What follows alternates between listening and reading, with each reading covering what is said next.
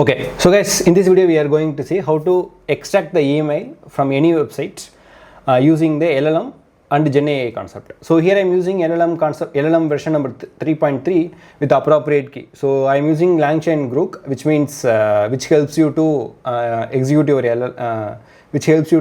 your prompts.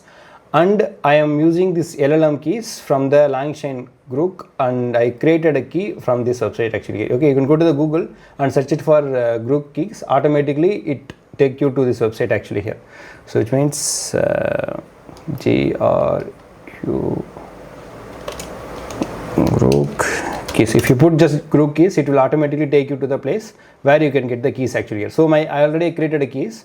Fine. So now I am just using the keys, and don't use the same key. I will delete the key from my GitHub code actually here, and I am using this model name which is 3.3. In case if you are using below 3.3, I hope you will get an error. So we have to use the same key here, and here I am giving the website which has this email actually here, and this email is not just one place in this website. This email as well as mobile number and place available in the multiple places. So what I am telling in my prompt is I'm telling I need to extract the place, mobile number, email, all these things in the JSON format.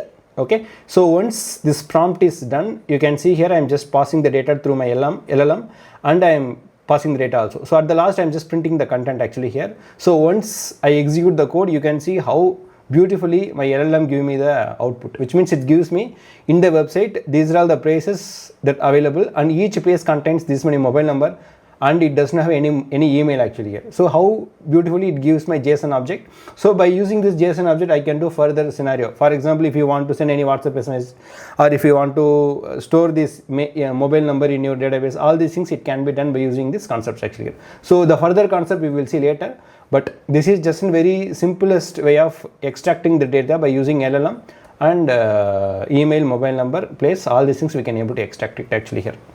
Thank you.